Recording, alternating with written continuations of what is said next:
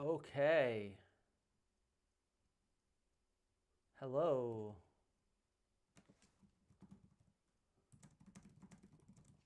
Thing on. Can people see me? Can you hear me? Okay. I think you can. Sorry, I'm still getting used to this whole live stream thing. Someone chat back. Tell me if you can hear me.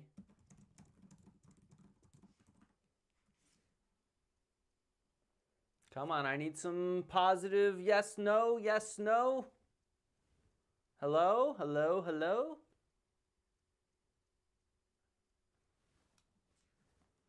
Am I visible? All right, good. We're off to the races then. So, I've decided I'm going to try to do some more live streaming. Oh, I'm quite quiet. It says my mic is up. I can turn it up though. Is that better? Okay, that's as loud as I can go. Thank you all for tuning in to Big Archaeology, which will be my. Some people cannot hear me. I've turned it up as high as it can get. Everywhere it says my mic is high. Turn your volume up. I will try to yell, okay? I'll try to yell some. All right, I'm going to try to do more live streaming. This is my third go. It's a learning process. It's a little tough to get the hang of it, but I think I'm slowly working out the kinks. This time it seemed to actually start at the right time, so that's pretty cool. So I'm going to call it Big Archaeology because, you know what? Everybody tries to say, like, I'm a big archaeologist. I'm actually really short, but whatever. They say big archaeology is what it is, and, well, we're just going to take it and run with it. So, all right, what do we want to do with these streaming sessions? Sometimes I'll have some guests on, sometimes I'll do some news, and sometimes we'll do a range of different things. Right now, I want to set the bar for what's going on here. First up, I want to plug this Real Archaeology Online Archaeology Festival. No need to yell.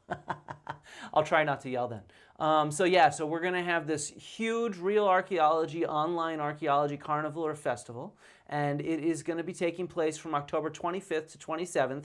I promise you we did not schedule this around Ancient Apocalypse. The Archaeological Institute of America is hosting Archaeology Month. International Archaeology Day is the week before, and so this is designed to coincide with the Archaeological Institute of America Archaeology Month. We've started inviting a wide range of YouTubers, podcasters, TikTokers, bloggers, everything we can get to sort of showcase all the really cool real archaeology that happens around the entire digital ecosystem. Because for whatever reason, everybody associates YouTube and whatnot with pseudo-archaeology and this kind of fake lost civilizations or ancient alien stuff.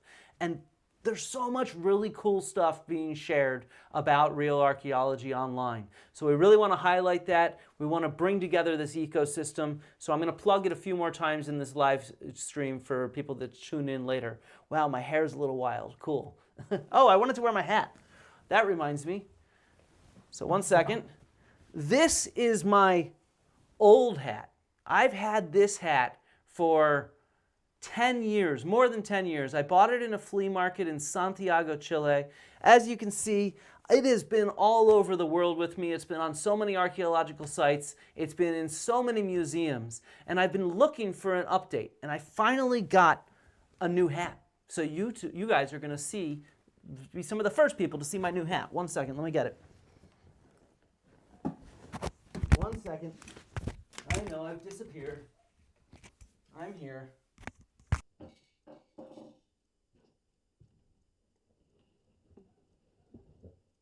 Ta-da, my new hat. What do you guys think of my new hat? Finally, I've been looking for a new hat for years. And so I'm really, really pleased that I finally got a new hat. This is from a shop in London. It doesn't have the same cool story. And it's not waterproof, so I will still wear my old hat whenever it's raining, because the waterproof hat is key in Wales, as you might imagine. Okay, so what else am I promoting today? I want to promote a few things. First of all, I want to promote the fact that 25,000 people now somehow subscribe to me on YouTube. Yeah, I did. Is the mic doing better again? Can you not hear me? Wait a second. God damn it. Is that better? Wait a second. Let's fix it. Let's fix it. Damn. I'm working on it. Is that better? Is that better? Hello, hello, hello? Hello, Mike. Hello, hello, hello? Hello, hello, hello? Is that better? Is that better?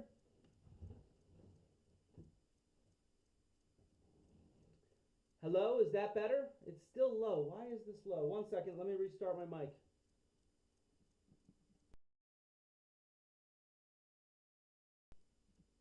Hello, hello, hello, hello. Why is this not going up? Come on, get louder. Hello?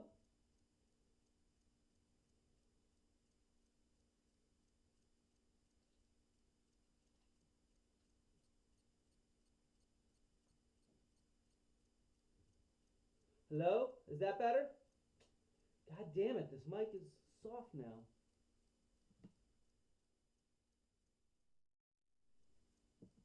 Hello? There we go. That's a little better. It's in the yellow now. Right? Hello? Hello? Can you hear me now? This is the joys of learning this stuff, right? So, okay. So we're going to clip this back on me. No, it's still not better? Damn.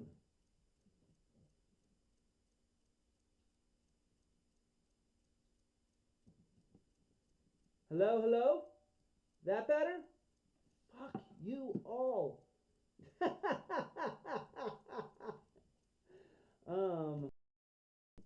Okay. Why is this not working? You spend money on a nice mic.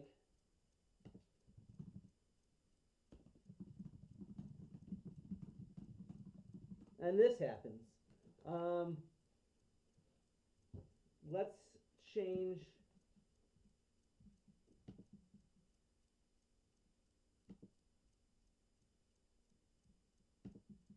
I know, I know. 1 second, I'm changing mics.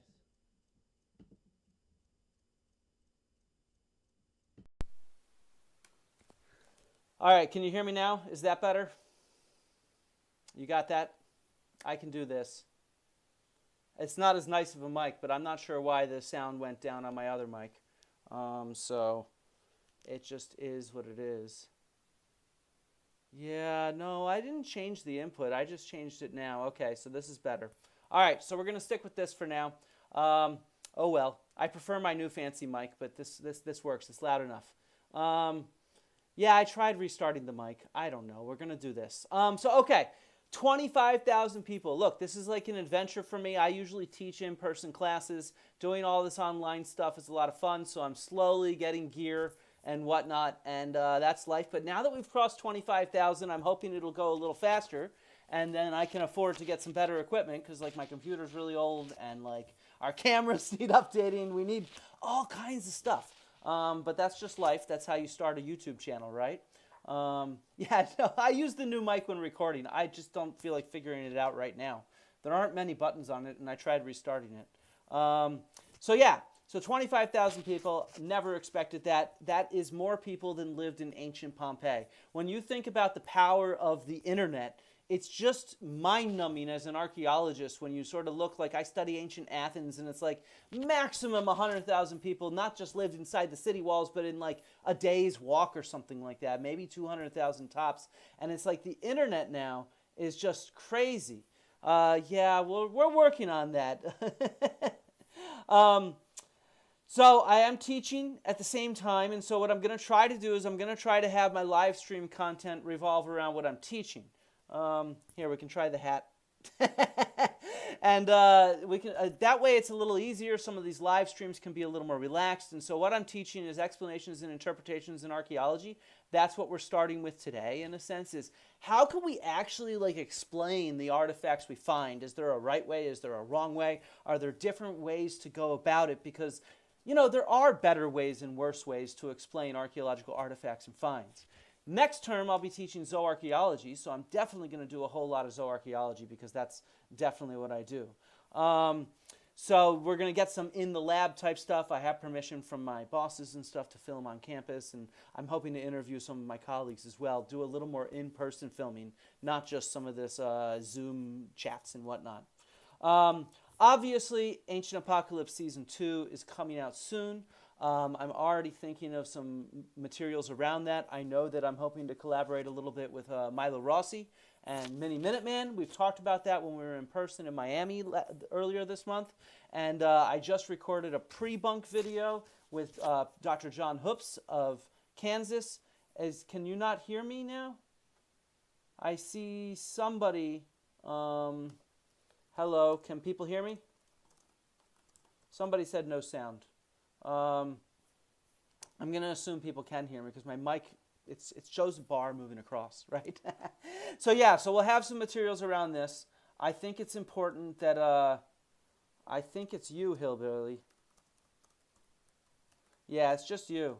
Sorry, you think it through. So we're going to do a few different videos around Netflix's Season 2. I think that that's important. It's an opportunity in my mind to actually share some real archaeology. I don't feel like getting in any fights anymore with Graham Hancock. I'm done with that kind of jazz, but I do think that we need to share real stuff. I think that that's extremely important, and we should take any opportunity we can to do that. So on that note, a few interviews coming up. One with Dr. John Hoops. That should hopefully be the next one that is published, and that's going to be a pre-bunk. What we expect, some of the topics we expect might be covered. We're giving some of the larger archaeological context around it.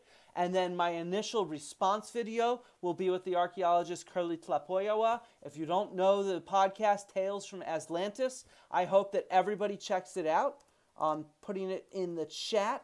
Curly and his co-host Ruben do an amazing job sharing archaeology from sort of American archaeology from an indigenous perspective as professional archaeologists. They are absolutely phenomenal, and I will have Curly on. And then I have these other few recorded videos that I need to get out and find time to deal with. Everything takes time. Have you guys ever noticed how long everything takes? You know, it's just nuts. So these are some of the plans for this channel. I do want to put a plug in for my latest video with Dr. Jennifer Raff. It was amazing. We went into the nitty-gritty depths of ancient DNA and what it says about the first peoples in the Americas, and how you actually can answer these kind of questions. I think it's sort of unique on YouTube from that perspective. It's not just the big picture of what happened. It's very much sort of how does a geneticist actually do this, and how do you integrate that with archaeological evidence? So if you've not checked it out, it came out yesterday, over 10,000 views. Check it out. It's really, really awesome. I was also just on the Bridges podcast with Milo Rossi and Mini Minuteman. So go check that out. It was a really, really cool interview, as well as the other one I did solo and the other one Milo did solo. I want to advertise some other people in our Real Archaeology sort of collective group. David Miano of the World of Antiquity is doing a live stream later today. I hope that many of you go tune in. Dr. Miano is a phenomenal historian. He covers archaeology of the Near East and Egypt and stuff in an absolutely phenomenal way. So please go check that out as well. I think he's highlighting some archaeology news. North02, who I think I just saw in the chat, he just published a new video on how ancient mammoth hunters mastered living in the Arctic 30,000 years ago. Go check it out. I've not had a chance to see it yet. I was just recording with John Hoops, but go check out this new video. I think it's going to be phenomenal. Tomorrow, History with Kaylee is publishing a mini documentary on the Denisovans and who were they. So definitely go tune into that. I've obviously not seen it. It comes out tomorrow. And then Inside Archaeology, Rachel is she just had a baby, so she's on leave right now, but she has pre-recorded some 3-part series, I think, on the Nabateans, and the first one comes out tomorrow. So please, please, please go do it. I'm sorry, Phoenix. My mic is at maximum blast, and it even shows it up in the red. So I am not sure what to do about that. Clearly, I need to fix that. Well, we haven't seen Season 2 yet. Let's get to Q&A in a second. We're almost there. We're almost there. And then last, for those who have just arrived, I just want to double, triple, quadruple highlight this hashtag Real Archaeology Online Carnival. Check it out. We have a website. It's just a skeleton right now, but we're going to be doing a whole lot. We have several dozen creators involved, from real archaeologists to archaeology communicators, everybody who does real stuff, right? We want to get everybody involved. So definitely check it out. It's going to be a big event. I'm hoping to do several live streams on this channel as well as a video. Yes, prehistory guys are great. I think they just did a live stream. And so now I want to talk for a second about common sense. How do we actually interpret archaeology? Right? So how do we actually think about archaeological artifacts? Is there a right way to do it, a wrong way to do it? I wouldn't say there's a right way or a wrong way, but what I see a lot on the internet and from students is this idea that we can just use common sense to approach archaeology. And one of the examples I always give is Heinrich Schliemann, right? In many ways, Schliemann was one of the first, not the first, but one of the first sort of professional archaeologists. He wasn't professional, of course. He was an amateur who did it over decades, so in that sense, he was a professional, right? And when Schliemann dug down to the lowest levels of Troy, this is what he says. He says, I cannot conclude the description of the lowest stratum without mentioning that among the huge blocks of stone at a depth of from 12 to 16 meters, I found 2 toads, and at a depth of 39.5 feet, a small but very poisonous snake with a scutiform head. The snake may have found its way down from above, but this is an impossibility in the case of the large toads. They must have been extant 3,000 years in these depths. It is a very interesting to find in the ruins of Troy living creatures from the time of Hector and Andromache, even though these creatures are but toads. And this is kind of how people use common sense. They say, hey, I'll just take my own interpretation and take a stab and a guess at what this stuff means. And Heinrich Schliemann, with his mid-19th century, late 19th century knowledge, his common sense told him these toads were alive over thousands of years. They survived from the Trojan War all the way down to the 19th century. And obviously our own common sense today tells us, no way.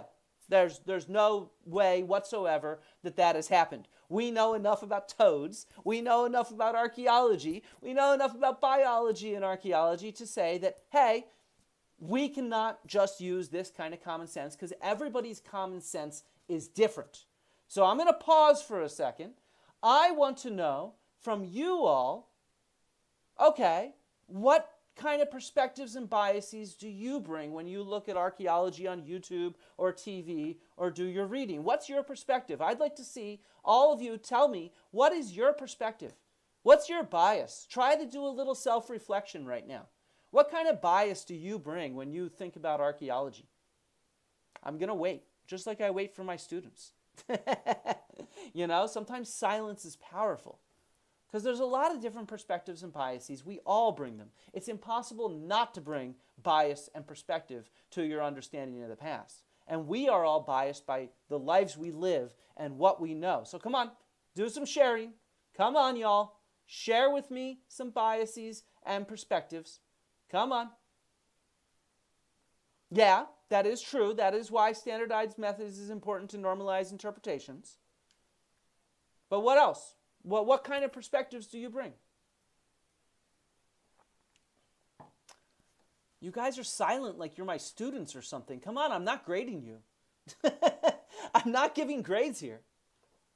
Yeah, but it's important to recognize your bias. You don't need to unlearn it. It's impossible to be unbiased, is the reality here. We are all biased in different ways. Yeah, we might bring our religion. Our religious belief is an important perspective through which we frame the world around us. And so, same thing with understanding a colonial perspective. I think we all bring the perspective of the modern world, and some of that is definitely colonial, depending on where we're from and who we are. Let's see. A linear bias. Yeah, that's a good point, Sabine. A lot of us were taught as kids that there's this linear progression to technology and society. And we want to frame everything through that. But believe me, when you get down to it, that's definitely a bias. You're pretty sure there was a pre-Younger Dryas civilization. That is definitely a bias, I'll give you that. We don't shoot down new ideas. We're the ones that propose new ideas. I wouldn't call that a bias. Now you guys are just grinding axes. My own society is normal. I really like that one. That's a really good point. Yeah. We're starting to get some good answers here, right? Everybody's taking this in different ways. So let's think about how we can overcome this. So, okay. Well, this is a comment I got on a YouTube video that I did over a year ago. Everybody's crazy here. It's not all about Graham Hancock and aliens, y'all. You can step out and think about other normal biases, like the kinds of questions you're interested in asking, right? Just what you're interested in is your bias. Me, I'm interested in food, so that's going to bias me. I'm a scientist who takes a scientific approach. That's going to bias me. So let's think about some of these kind of comments I get. Is hunter-gatherers built that? Talking about Göbekli Tepe. Come on, that's BS. We need to dispel that notion. That site took an enormous amount of engineering and other knowledge to build. This is a bias against hunter-gatherers right here. The idea that hunter-gatherers could not have had an engineering knowledge. They could not have done great things. Hunter-gatherers, it refers to whether they're hunting and gathering versus agriculture, right? And so that is very clearly a bias against a different kind of way of living that you don't understand, because I'm presuming this person is probably not a hunter-gatherer. Because if they were a hunter-gatherer, they would actually understand that hunter-gatherers are extremely complex and sophisticated and intelligent, just like all of us, just like everybody around the world, right? And so I think that that's really important. Hunting and gathering has to do with how people get food. It doesn't have to do with their ability to construct a monument or not. Or, for example, ley lines. The idea of ley lines came up in the 19th century where people were connecting dots. They'd draw a line through England, and they'd say, hey, these sites show up along a line, so therefore there's this connection between them. People were planning them out along a clear line. The reason this idea has been debunked is because now we know there's so many more sites in prehistoric England. You can draw lines in any direction, in every direction, and you're going to connect a series of sites. And so therefore the idea of just lining up sites doesn't work unless you start thinking more carefully about what you're lining up, how you're lining up, and why you're lining it up. Right? That's extremely important. And no, they did not grow food at Göbekli Tepe JP137. They were hunter-gatherers. We know this because we have evidence of the type of food that they ate. We have thousands, archaeologists there have uncovered and studied thousands of animal remains and thousands of plant seeds. And so the important thing about understanding this is there's lots of lines we can draw. Sorry, back to the ley lines. And this is why we don't believe in ley lines anymore, because we've realized you could just draw a line anywhere and you're going to connect these dots. Right? Anytime you have 2 points, you can draw a line between them and connect them. That's just how it works. And so we need to be more nuanced in how we go about doing that if we want to make a point. Common sense versus multiple lines of evidence. Okay, so I'm going to stop for a second. Pyramids. The pyramids at Giza.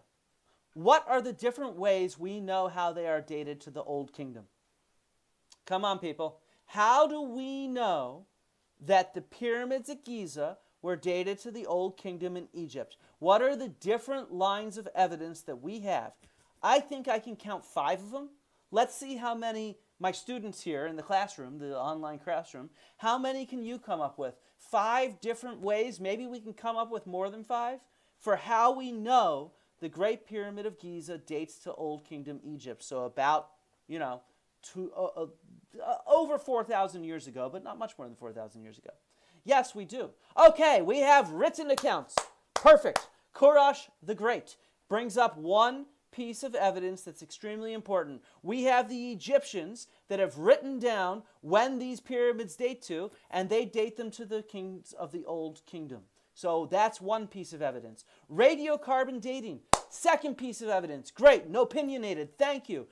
Archaeologists in Egypt have dated in between the blocks of these great pyramids on Giza. They've pulled out the plaster and they've used radiocarbon dating on them, and that also dates them to Old Kingdom Egypt. Historical trade routes to a living civilization. Yeah, that's a good point. So I think we need to bring that out a little bit. In a sense, what you're saying is we have artifacts there that have been imported from elsewhere that we know date to a civilization elsewhere independently. So those artifacts provide their own date that is independent of the radiocarbon dates on the pyramids themselves. So that's a third line of evidence that's extremely important for dating the pyramids. So we have writing, we have artifact styles, we have radiocarbon dates themselves. That's 3. Okay. What else do we have? Yeah, artifacts found in the first construction layer, same idea. Tomb inscriptions, that's a good 4th one. We actually have hieroglyphs inside these tombs that talk about, Khufu's gang and stuff like that. And the style of those hieroglyphs also date quite well to Old Kingdom Egypt and early hieroglyphic writing. Okay, what else are we missing? What else are we missing? Graffiti from the workers, yeah, we got that connection to the rest of the site. Extremely important. These pyramids do not exist in a void on Giza. We have the entire funerary, mortuary landscape, the cemetery there, that we can see how these relate to the rest of the cemetery. And we can phase it with stratigraphy and stuff like that, right? So this is really, really important. That's a 4th line of evidence. We have one more that I can think of. Quarry deposition. You guys are fantastic. I want you all in my classroom. Quarries. We have actually sourced the stone, not me, but colleagues of mine that do geochemistry have done geochemical analysis on the stones in the pyramids themselves and linked them to the quarries that they come from. And then we can use the stratigraphy of the quarries and when they were the quarries were created and how they progressed to actually provide another independent date on the pyramid. And so therefore, we have 5 different lines of evidence for dating these pyramids, and they all, guess what, confirm they date to the Old Kingdom. Every single one of them. And we also know that they're tombs, again, for multiple reasons. We have sarcophagi, we have burial goods, we have writings, and we have human remains. All of those things, 4 different lines of evidence for this showing up as tombs from the Old Kingdom. And so this is actually how we do this. It's not common sense. It's not one piece of evidence or another. It's a range of different specialists who each study different pieces of evidence, and then we see how they line up. That's how the archaeological interpretation is done. It's not common sense. It's not one thing. It's many, many, many pieces of evidence. Okay, let's move on. Common sense versus multiple lines of evidence. Sometimes we can be confused. This is the very first trench. This is at Pompeii. Whoa, great. I'm glad somebody learned. So this is the very first trench I ever excavated as a trench supervisor when I was a PhD student at Pompeii. I was working with the University of Cincinnati project there. That's where I did my PhD. And so this right here, this hole here, is actually a latrine. This is where people at Pompeii, it's in the back of a bar, a taverna, like a restaurant. And so people would go there and, do their business, in a sense, after drinking too much wine, right? So, but that was not the goal of the trench. That was something we found along the way. The goal of the trench was to date this wall on the left, right? So just to the left, there's this wall. This is the wall of the entire city block, and we wanted to understand its date. And what was really confusing was that this entire section was filled with volcanic debris. And that volcanic debris went under the wall. So the architect was really intrigued, and Eric Paler, he's at UMass Amherst, he came up and he said, hey, this is really interesting. You know that, like, even today, people around Pompeii use volcanic ash as bedding for construction, for like highways and stuff like that. In fact, I was just at Pompeii. They still do this. The project, the site, gives away or sells, I don't remember which one it is, they give away all the volcanic debris to engineers who use it as bedding for roads and highways and stuff like that around Naples. And so what our original hypothesis was that this volcanic debris was actually laid down intentionally. It was from an earlier eruption of Vesuvius, and the ancient Romans used that debris as bedding. Yeah, I've mentioned this before, sorry. I'm trying to show how we do this, right? So they used it as bedding for this wall. And then we looked at it again and we realized, wait a second. No, the stratigraphy of the ash under the wall lines up with the stratigraphy of the ash that's filling this toilet. So maybe they were filling the toilet with this ash. That could make sense because it's very porous, so it absorbs the kind of urine and feces that go into a toilet after all, right? So that maybe, but then we did even more analysis and we realized, oh wait, this wall was completely rebuilt. We could see the cracks in the wall from it being rebuilt in the 19th century. And so that's when we realized, no, they didn't fill the toilet with ash. They didn't use it as bedding in ancient times. This was a modern wall that we spent half of a season excavating to date. It's not an ancient wall, it's a modern wall. And we need to always be careful of that because archaeological sites are living monuments that are constantly being reworked and redone by conservators and archaeologists. And so that's actually how we need to pay attention to this stuff, using all the lines of evidence we could. And we got the smoking gun evidence when our expert who was with the team, who was looking at the 19th century records, she finally tracked down the record to this kind of reconstruction. And so it's just like, all these lines of evidence let us test our different hypotheses, whether the Romans were using this ash or whether it was modern people using these ash, until they all line up into the explanation that we come up with, right?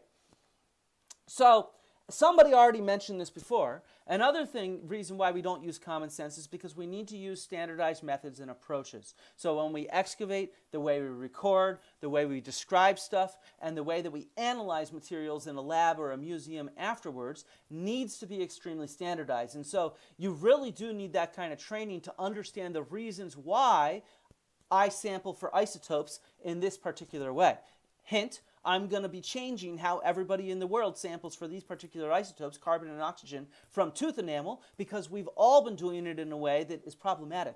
And there's a better way to do it that will help make our answers more replicable, because that's one of the goals of science, is to make things more replicable after all. And so this is really important. A lot of what we do is not transparent to the public because it's developed over the history of the field, the kinds of methods and approaches and language and vocabulary that we use. In many ways, we have this sort of old vocabulary that doesn't really match. So like I meant to include this, but I forgot. I'll do it in a later lecture, a live stream or whatever. A scraper, a stone tool that's a scraper, for example, we don't know if it was actually used to scrape, right? This is just the name that we use, and we've kept that name so that our literature is consistent between different archaeologists, even though it's not really a scraper necessarily.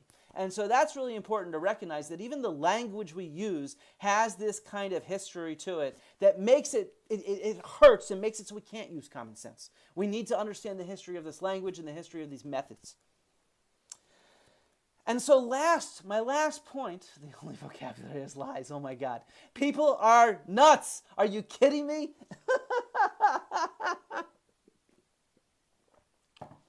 So, the reality here, though, is that archaeology is just such a cool discipline because it includes so many different disciplines. No matter what discipline is out there, from computers to high-tech sort of engineering methods to geology and astronomy and biology and literature and languages to arts to really everything, economics and politics, it all really integrates into archaeology.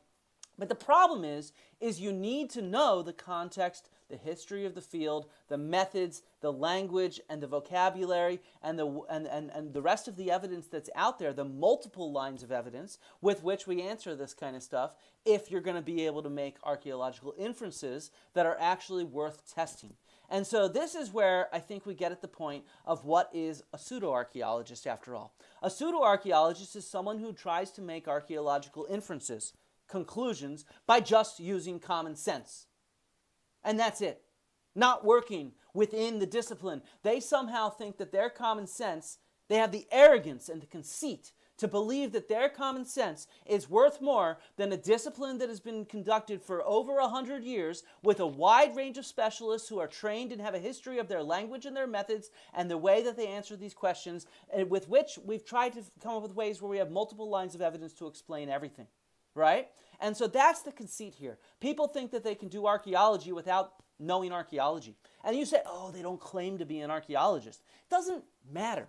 It doesn't matter what they claim they are. The reality is, if somebody says they're overthrowing the paradigm of history and they're proving all archaeologists wrong, they're trying to say they're doing archaeology.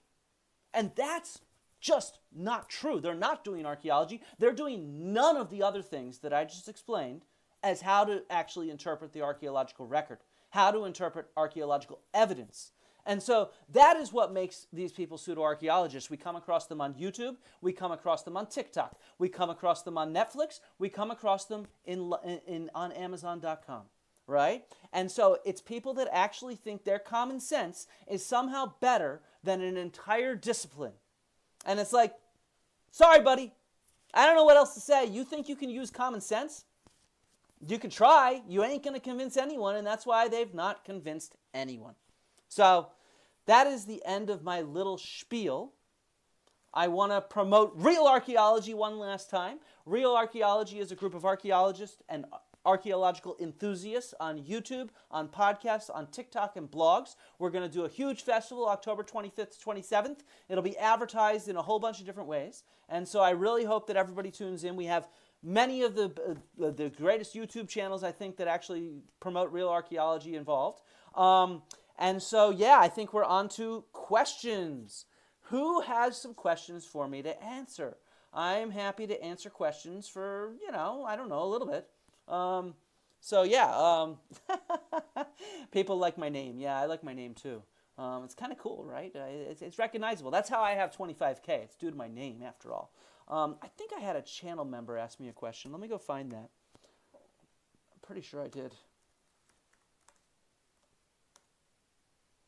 Okay. Hello, everyone. Hey, Laura. How are you doing? I think I saw David here. I saw Dane. I saw a whole bunch of different YouTubers that are going to be involved in the real archaeology thing. It seemed Joe is enthralled by the bone of it. Yes. I don't know. I have not reached out to Joe Rogan's team for a solo episode. I do intend to do so in the future, but I didn't want to do it right away. I thought that would be a waste of an opportunity and maybe appear too eager to go back and talk to millions of people again. I would be willing to go back on Joe Rogan and share a 21st century perspective on archaeology with him and his audience if he is interested in having me back on. And I'm hoping to reach out to their team again at some point in the future to do that. I would like to do that. Is there any good evidence for or against the Sphinx being a lion sculpture originally? There is absolutely no evidence whatsoever that it was a lion sculpture originally. They claim that the head is too small. They're not looking at other Sphinx statuettes and sculptures from around Egyptian civilization. I mean, if you put my head on a lion's body, my head would look small too, okay? It's just how it goes. And so, no, there's zero evidence, and in fact, I would say there's evidence against it in geological evidence. If you go look at an earlier video of mine, I did it with Bob Schneiker and Dan Fallu, the geoarchaeology of the Sphinx. It will, we can go check it out. We go in depth on it. Have I ever done any underwater archaeology? Not personally. I've worked with people who do underwater archaeology. I have a great video, Gary, up on underwater archaeology with Dr. Jessica Cook-Hale. Go check it out. It's really quite cool. Thanks, Laura. How long do wood structures last? You can call me Flint or Dr. Dibble. I'm fine either way. I'm easygoing. Wood structures, wood has to do with the burial environment that it's in. So in very dry or very waterlogged environments, anaerobic environments specifically, wood can preserve indefinitely in the right burial conditions. And so it really just depends on the context in which it is. That's why we find shipwrecks going back 5,000, 6,000 years, something like that, to the Neolithic in water environments. And so it's really kind of cool. So yeah, wood is something that it takes a special environment, though, for it to preserve. And I think the oldest evidence of wooden structures goes back hundreds of thousands of years. I brought it up on an earlier video somewhere. I think more evidence for a lost civilization. I forget the exact timeline, but it's hundreds of thousands of years is our earliest evidence for wooden structures like architecture. And so it's in Africa, and you should check it out. It's really cool stuff. What are my tips for... Sorry, I lost that. What are my tips for learning how to correctly understand and interpret academic articles and sources for people with a non-academic background? This is a really good question, Kurosh. I don't have a great answer. The reality is the best way to do that is to take some classes. I'm going to try to provide some of that kind of instruction here. It also requires some experience. No matter what, if you don't have enough experience with a discipline, it's impossible to really read an article that's in very technical language and that assumes you understand the history of the discipline and the methods involved and all this kind of stuff. And so it's not fully possible is the answer. The best thing to approach is the abstract. It's certainly not possible to critique it without having that kind of experience and expertise. And, a lot of what I do, I mean, even on Joe Rogan, was present the consensus of what my colleagues have studied. I have my own subdiscipline that I research in, but a lot of what I present for the public is not my own research. It's my colleagues, and I trust them. They know their shit. They are experts. They are better than me when it comes to American archaeology or lithics or whatever the heck it is. I'm one of the best in the world when it comes to zooarchaeology, when it comes to isotopes, when it comes to ancient Greek archaeology, when it comes to how to integrate archaeological evidence with the environment, and when it comes to topics like Atlantis, because I've been researching Atlantis for this book that I'm writing. But on other topics, I defer to my colleagues, right? And that's really important. You have to defer to people who know what they're talking about more than you. Let's see. I'm missing some here. Here we go. Yoni here, my partner, is like, why are you making that weird noise? How important are digital photography and photogrammetry methods? They are extremely important. It was actually one of the very first things I did on projects like 25 years ago. I did digital archaeology for a long time. I mapped out a lot of architecture in 3D, and I used photogrammetry. These days, photogrammetry is the gold standard. It's how academic projects record architecture. It's how we record different stratigraphic layers in a trench. It's how we record the distribution of finds on a surface. So we want to record everything we can in 3D. And photogrammetry, for those who are not familiar, I should have started off with this. It's where you take photos at different oblique angles of the same artifact or the same surface or the same wall.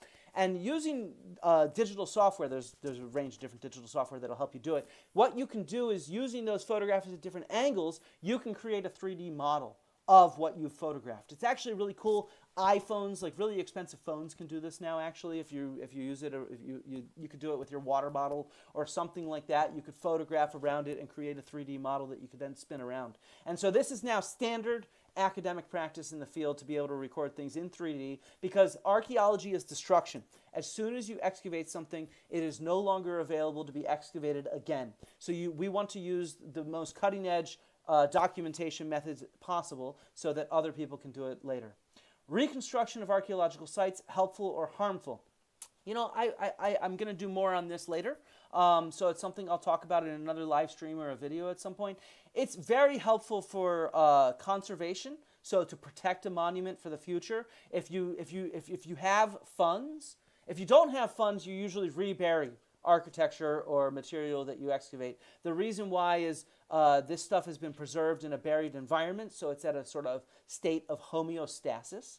And what it does is, by reburying it, you actually protect it for the future, for future investigation. But if you have the funds, conservation is phenomenal. And if you have even more funds, and it's the kind of site where the problem is you need indefinite funds, because if you're not going to rebury something, it's going to constantly need attention. Once every few years, it needs to be checked. Maybe once every decade or few decades, it'll need more conservation done. But if you're going to have tourists come, reconstruction is very valuable. To be able to give a sense of what a site was like, what it was like in the past for actual people. It's very valuable. We want to share this with the public. Archaeology is not just for archaeologists. A whole lot of funding, a whole lot of research, a whole lot of energy and efforts are there in order to share archaeology with the public, so that you can go to a site and get a sense of what it was like to live in the past in these different periods, different cultures. The past is a foreign country, and I think archaeology is very valuable for developing empathy among people, so that we can understand different ways of life and what life is like for different kinds of people. It's really, really important. I have skipped a bunch, I think.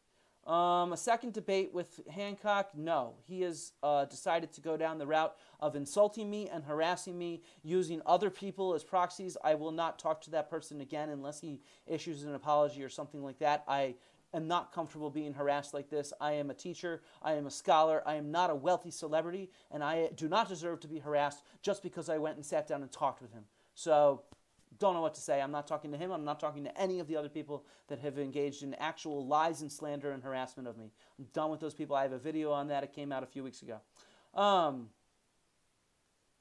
Yes, I would love to reach out to scholars in other fields and have them on.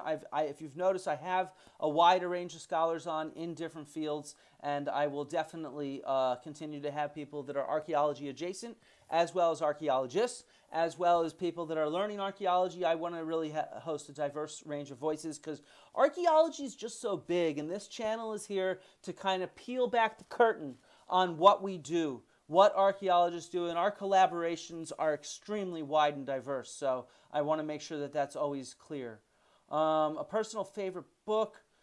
No, there's a lot of really good books. I mean, right now, Origin by Jennifer Raff is on my head because I just published that video yesterday. So go read that.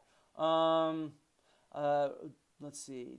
Which discovery in the last couple of decades has had the biggest impact on the field? It's a good question. It would probably be methods. So things like ancient DNA, everybody's very familiar with that. That has revolutionized our understanding of the past. And then the second big one in my mind, the one that I actually do, is isotope analysis. The biochemistry and geochemistry that we can get from looking at the ratios of different stable isotopes in organic materials, in geological materials. They are really, really, really expanding what we can do. It's absolutely phenomenal. The kinds of questions we can answer on a nitty-gritty, precise level at times. Not always, but at times.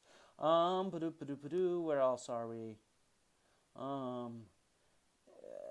There's a lot of questions here. I'm scrolling down to the bottom because do I think the site of Troy is really the Troy mentioned by Homer?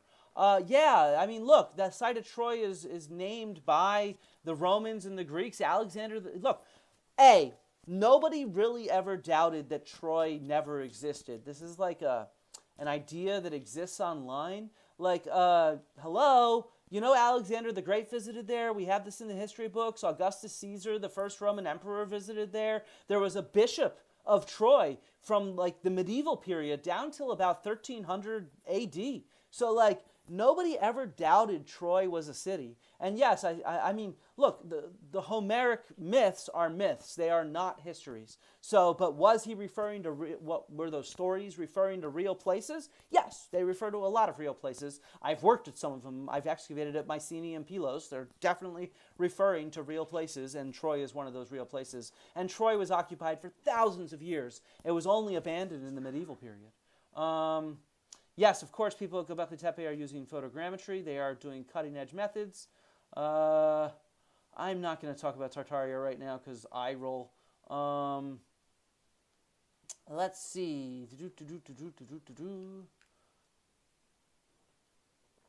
Any others? Some books who are just getting into archaeology. I know that Raven of Dig It with Raven is publishing a new book coming out later in October on other civilizations, the kinds of civilizations that you don't normally hear about that aren't as popular. I'm going to be interviewing her here for about her new book. So do check out that book. It comes out soon. I think that's a really good intro to stuff that you have not seen around. Paul Cooper of the Fall of Civilizations channel has just published a book recently on the Fall of Civilizations, of course. I think that's a fascinating read. If you really want to learn about how people do archaeology, I would recommend textbooks, to be honest. I know they're a little more dry, but if you're really interested in like the bigger picture and you don't have the money to go take an undergrad university class, I would recommend buying a textbook. The gold standard is by Renfrew and Bond. I'm typing it in here. Archaeology, methods, something. I should remember the full name because like I teach with it. But right now I don't because I'm in the middle of a live stream and I am a human. Did you guys know that I'm a human? Like, I'm a person too. Like, isn't that kind of cool? Like, I'm talking about humans, you're humans, I'm a human. Or maybe some of you are bots. I don't know. It's certainly possible. Thanks, everybody, for the super thanks. I really, really, really appreciate it. Like I said, I'm trying to upgrade our equipment. We have so many videos we want to produce. I'm hoping one day to be able to hire a video editor to help out my partner and my wife, Yoni, who is Yonita. She is the one who does all the video editing and graphic design here. And I'd like, if we make enough money, we will try to expand and do more, and also try to do more in-person stuff. I think these kind of online interviews are important because I can tap into experts all over the world, and that's part of being behind the scenes and pulling the curtain back. But I definitely hope to do some more in-person stuff in the future. In particular, I'll start with colleagues here in Cardiff, but if we can actually turn this YouTube channel into something more successful, I hope to be able to go to different places around the world. I'm not to toot my own horn, but I've been doing archaeology for over 25 years.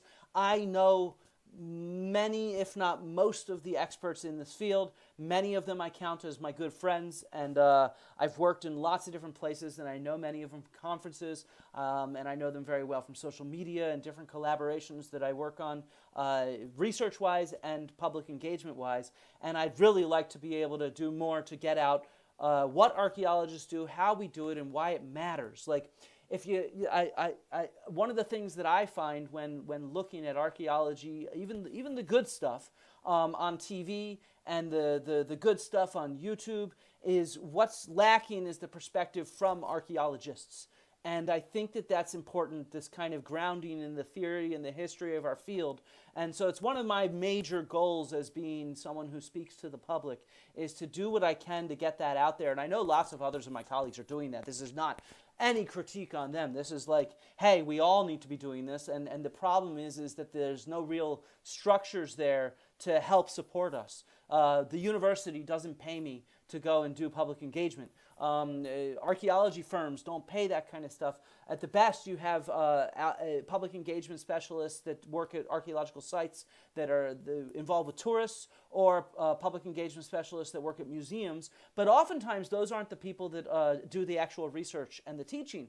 And so, in a sense, I think more of us, I want more of us to do this. I want this to be something that a lot of my colleagues engage in. And I want my channel here, as it grows, to be a platform for my colleagues to be able to say, hey, this is the story I'm trying to tell. Because every time I talk to a journalist, or every time I talk to a documentary, they twist it. They turn it into a different story that they think the public is more interested in.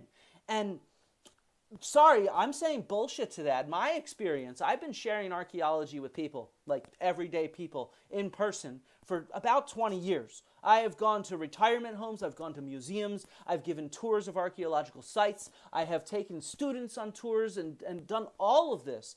And I have never encountered a group of people that are not interested in archaeology. Everywhere I've gone, and I've done this in many different countries around the world, and no matter where I go, people are really interested in archaeology. They want to understand the past. And so, and they want our perspective. They don't want this to be filtered through a journalist or through a documentary producer. I mean, they do. We all watch that stuff, and some of that stuff is really good. So I'm not trying to criticize that. I know sometimes it comes off as if we have a chip on our shoulder, but the reality is that so often the actual archaeological narratives of the scholars and researchers themselves they get lost in the public conversation. And so I really want to try to always continue to highlight that kind of stuff. Yes, Carl Fegans mentions Eric Klein's books. I had an interview with Eric Klein on my channel just a few videos ago. Phenomenal interview, phenomenal author, phenomenal public speaker. Definitely check out his books. Well, I don't know which movies, Voltix, sorry. So yes, oftentimes the movies show this kind of standard either Illyrian or Corinthian style helmet, and Spartan soldiers wore some of those at times. They change at different periods, and it gets complicated, and Hollywood likes to make things simple for us, when in fact Spartan soldiers in different periods wore different things, as well as different types of soldiers within a phalanx might be wearing different kinds of armor. Great start, I agree. Thank you so much for the super thanks, Hot something, I can't read your whole name, Hot Weather something. Yes, I completely agree. I think we need to do more of this. What else do we have? Sorry, I'm losing all these questions. Did the Neolithic understand cellular division and evolution? John, no, I do not think anybody in the Neolithic understood cellular division and evolution. I'm not 100% sure, but I'm 99.99999% sure. Let's see. Who could not be interested? I completely agree. What would you recommend to read after Renfrew and Bond's Theories, Methods, and Practice? Well, I've given you guys a bunch of books. Look, so there, I think once you've tackled Renfrew and Bond's Theory, Methods, and Practice, I think then the big question becomes, what are you interested in researching?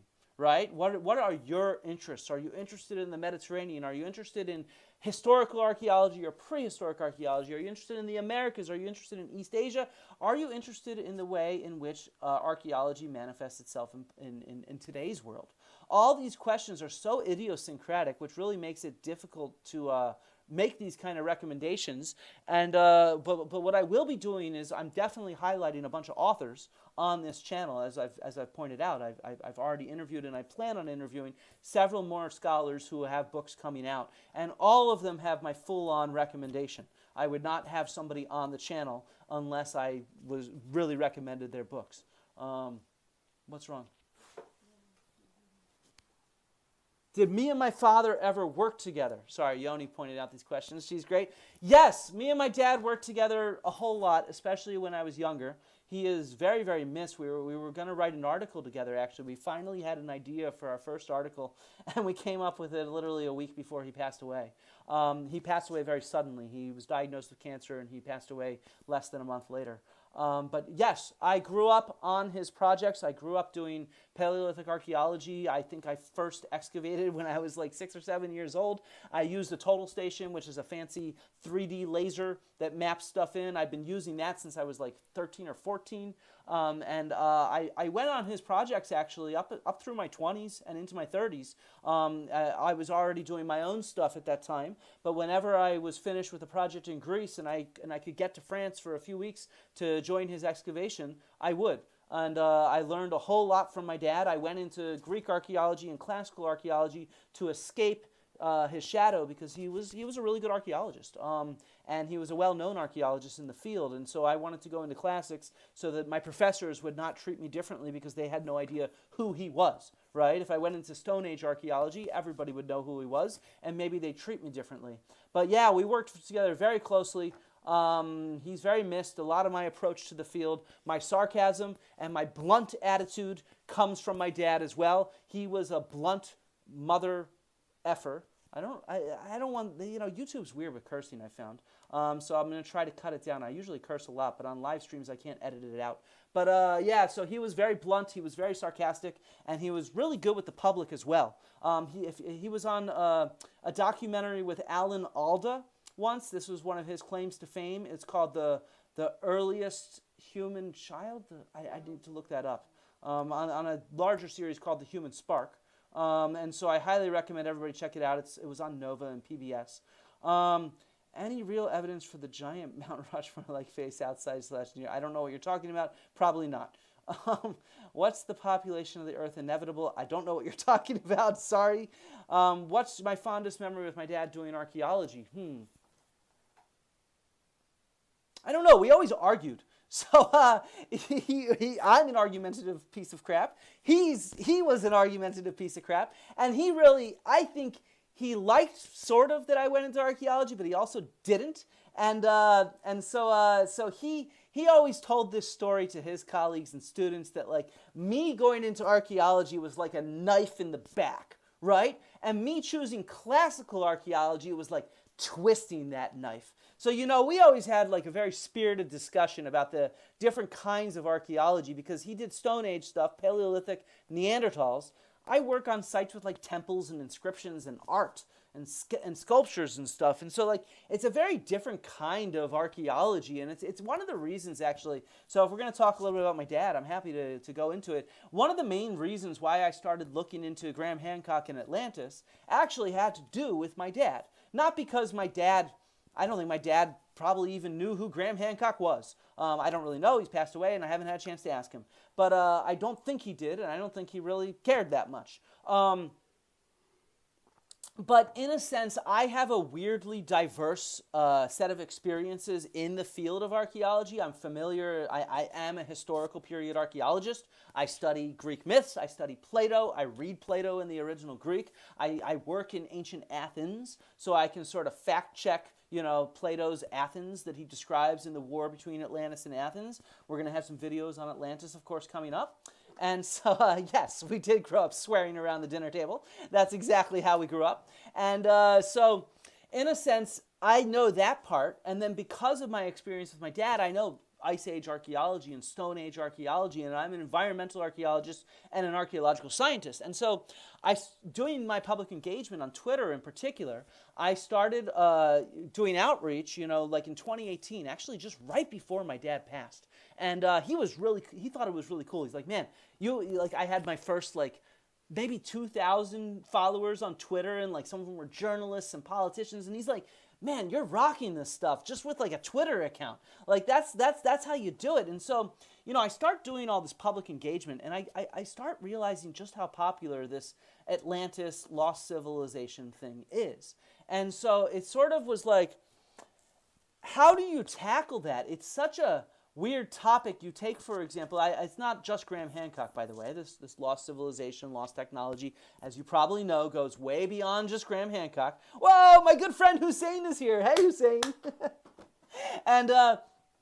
And so I realized that the problem with anybody tackling this question of a lost civilization or an Atlantis thing requires a background in both historical sources and historical archaeology, these kind of monuments from historical periods, and a background in Ice Age archaeology, because that's where this is supposed to exist.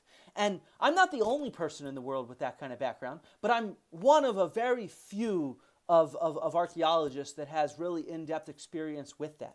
And especially with the combo of kind of Ice Age and archaeological science and the Greek sources, because that's where Atlantis comes from, is these Greek sources and Greek history and archaeology. And so that's when I realized, all right, maybe I need to really do some research on this and think about it, because there aren't many people out there that actually have the experience to be able to address this in an honest, fact-driven way that approaches the larger concepts and topics. And so that's why I got into it, and that's actually why I challenged Graham Hancock, and he accepted my challenge and got me invited on Joe Rogan. And that's kind of the background to it, and that's why I'm writing a book on Atlantis right now that will incorporate these kind of things. I'll also have some YouTube videos on it.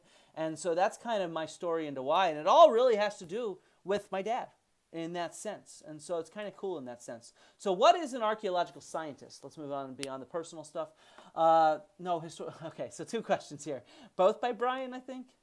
Yeah, both by Brian. So all right, archaeological scientist is somebody who uses more strictly scientific methods to attack archaeological materials. Not attack them, to interpret them and study them.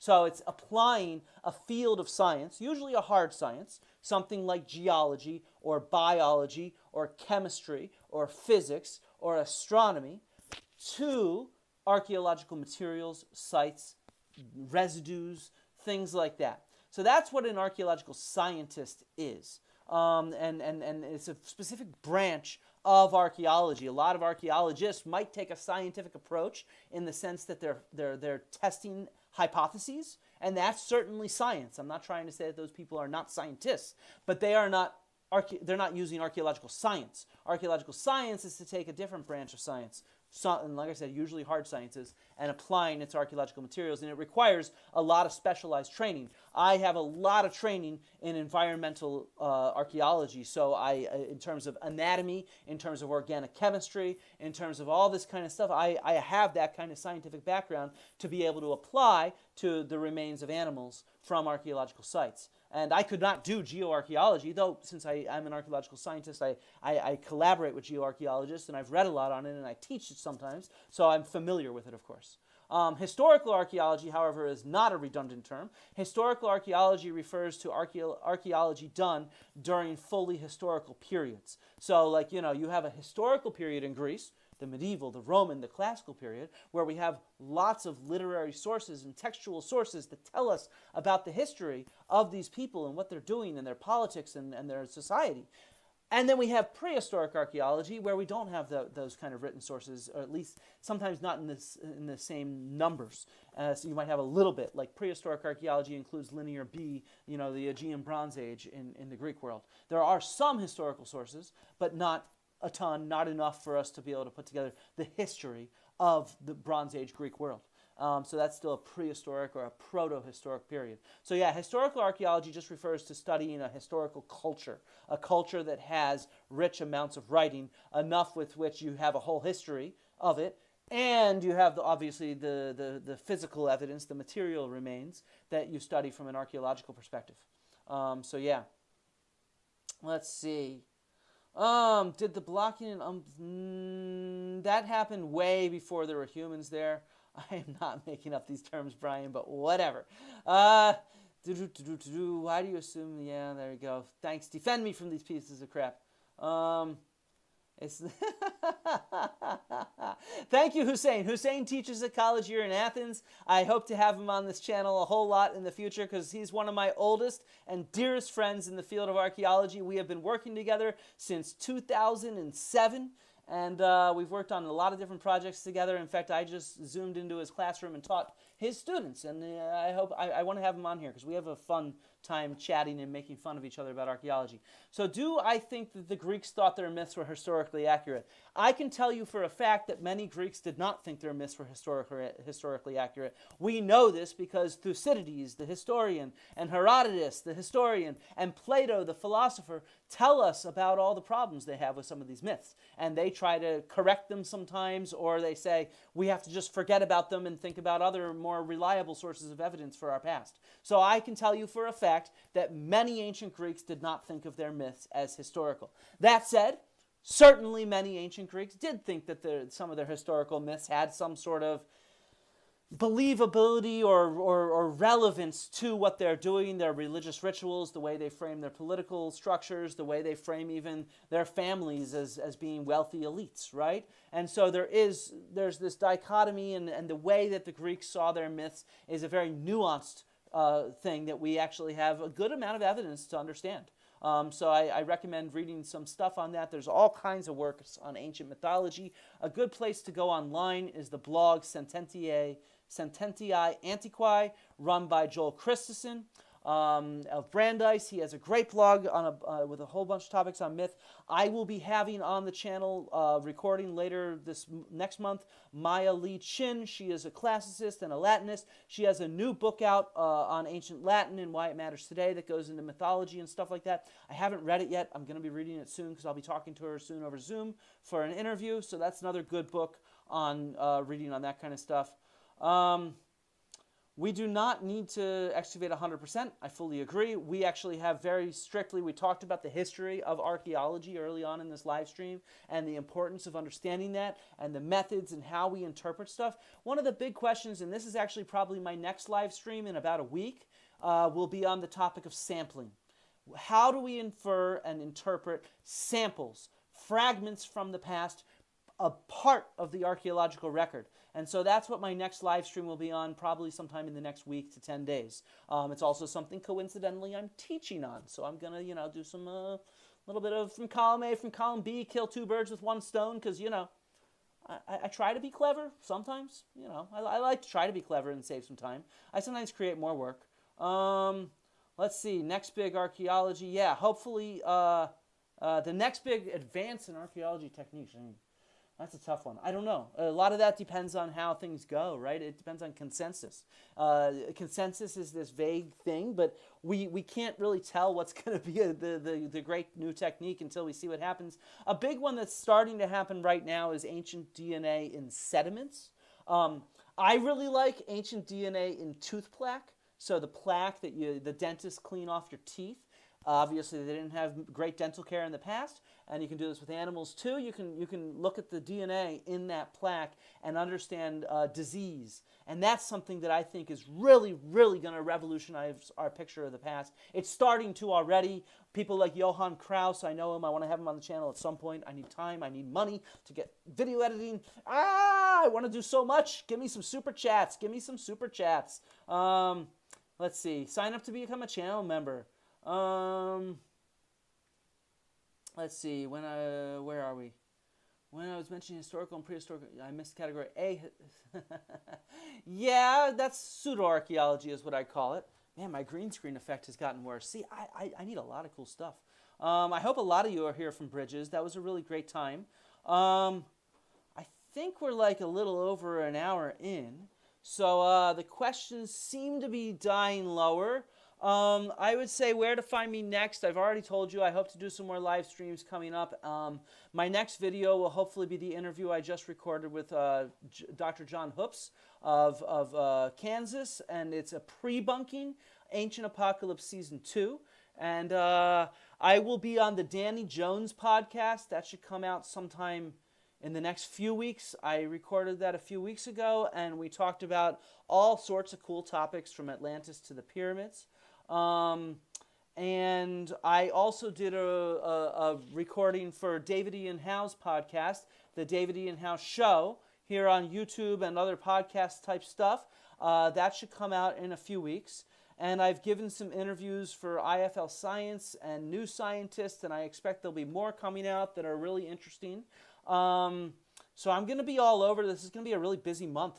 So I'm hoping that things kind of explode. Thank you so much for that super chat. I really, really, really appreciate it, Joseph.